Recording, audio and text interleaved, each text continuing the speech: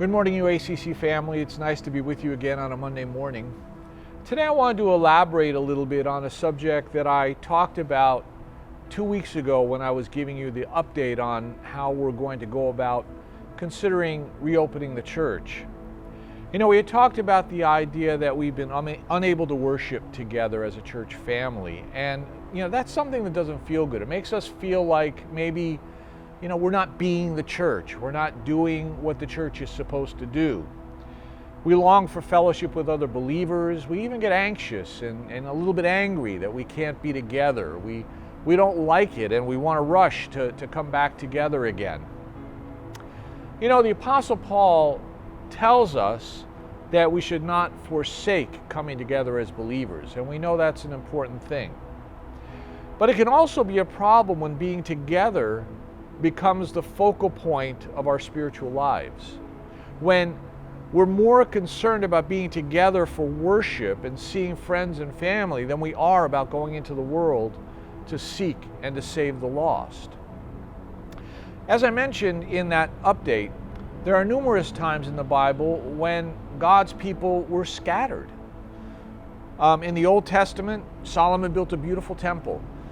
He created a situation where God's people could worship in this wonderful way. There was thousands of people who worked in the temple to make sure it was there and ready so that people could come from all over the land to worship together. And then, amazingly, God actually sent Babylon to destroy that temple and to send his people into exile.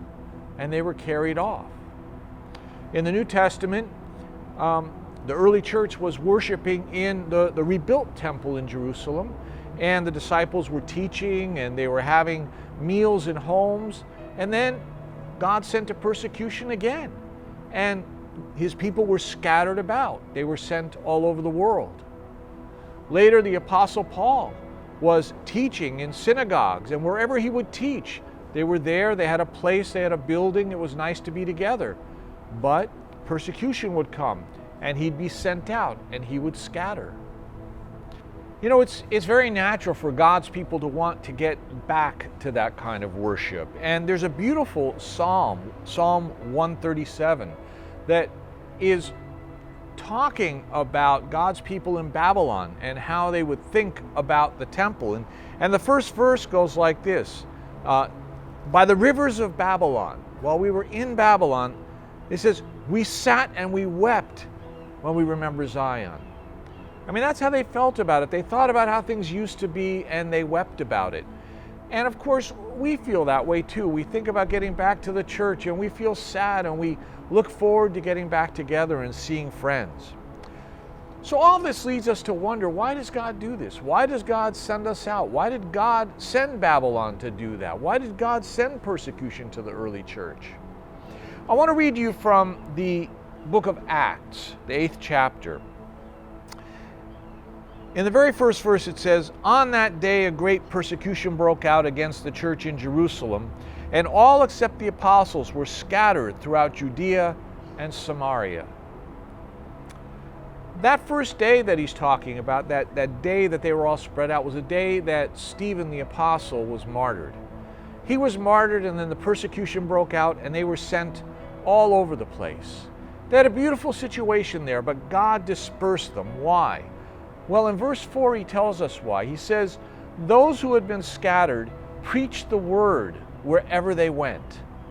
You see, God was scattering them so they would preach the word. God let them know that the church, yes, it's about getting together and worshiping together, but it's more than that. It's about going out into the world to do God's work. There are people who need to be rescued and saved, and he's saying, yes, come and worship together, but don't forget to get out there and be my church. And sometimes when God's people don't do that, he creates a situation where he sends them out. So folks, we too are scattered right now.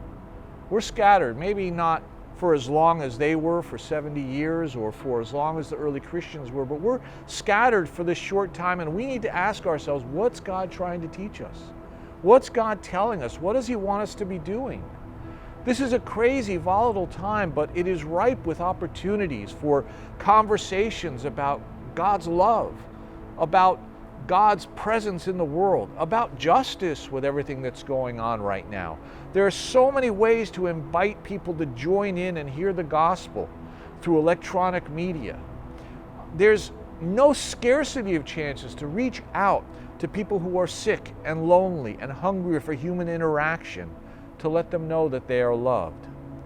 Folks, we could do what God's people did in Babylon. We could sit and twiddle our thumbs and weep and cry because remember the way it was, and remember how nice it was to be in church, and we remember seeing our friends. But now that we too have been scattered, now that God has given us a message too, we need to find out what our purpose is. And we need to fulfill that purpose wherever we are and be on God's mission for His glory and for His kingdom. God bless you and have a wonderful day. And remember that God has something for you to do for His kingdom right now, right where you are. Amen.